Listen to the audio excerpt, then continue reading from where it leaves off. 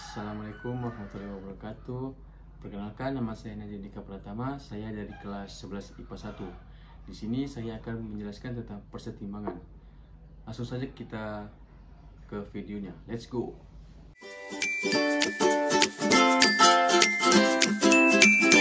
Oke, pertama-tama saya akan menjelaskan apa itu kesetimbangan.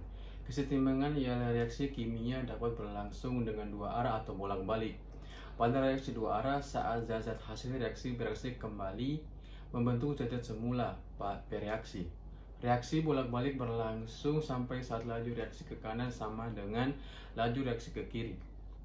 Suatu kondisi pada reaksi bolak-balik yang telah mencapai keadaan setimbang disebut dengan kesetimbangan kimia. Jenis kesetimbangan.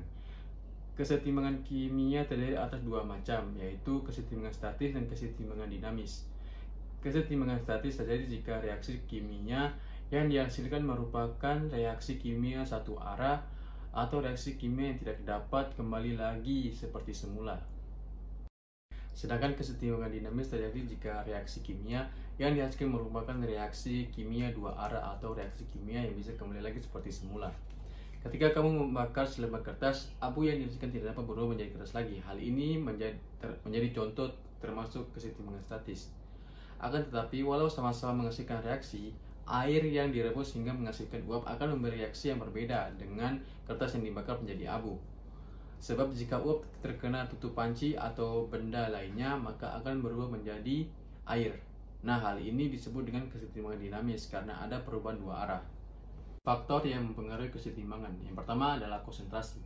Konsentrasi larutan menunjukkan banyak sedikit jumlah molekul yang terdapat pada larutan. Semakin besar nilai konsentrasi larutan, maka jumlah molekulnya juga semakin banyak, sehingga jarak antar partikel juga rapat. Sebaliknya, semakin kecil nilai konsentrasi larutan, maka jumlah molekulnya juga semakin sedikit, sehingga jarak antar partikel semakin renggang. Konsentrasi memberikan pengaruh terhadap laju reaksi suatu reaksi pada kimia. Besar nilai konsentrasi yang semakin besar membuat laju reaksi semakin cepat.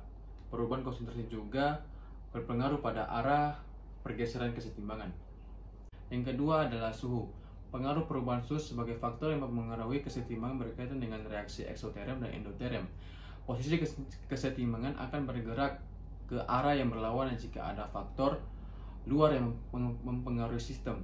Apabila suhu dalam kesetimbangan tersebut dinaikkan dengan cara menyerap kalori yang diberikan. Apabila suhu dalam kesetimbangan tersebut diturunkan, maka sistem akan menaikkan suhu dengan cara melepas kalori yang diberikan.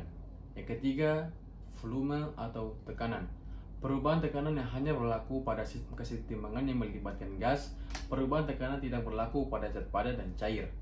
Kondisi ini dikarenakan membuktikan peningkatan tekanan pada zat cair atau padat agar lebih mampat tidak banyak memberikan pengaruh. Pada suhu tetap, volume gas dibanding terbalik dengan tekanannya. Jika volume diperbesar, maka tekanan gas menjadi kecil. Sebaliknya, jika volume diperkecil, maka tekanan gas menjadi besar. Sehingga dapat disimpulkan bahwa pengaruh perubahan volume akan merupakan kebalikan dari pengaruh perubahan tekanan. Yang terakhir adalah katalis. Katalis adalah zat yang dapat mempercepat laju reaksi dan mempercepat tercapainya reaksi kesetimbangan. Zat yang berperan sebagai katalis disebut dengan katalisator. Fungsi katalisator dalam reaksi kesetimbangan adalah mempercepat tercapainya reaksi kesetimbangan namun tidak mempengaruhi reaksi. Atau dapat dikatakan bahwa katalis hanya untuk mempercepat tercapainya keadaan setimbang. Penggunaan katalis tidak mempengaruhi baik letak kesetimbangan maupun harga tetapan setimbang Kc tetap. Sekian dari penjelasan saya. Jika ada kata yang salah mohon dimaafkan. Wassalamualaikum warahmatullahi wabarakatuh.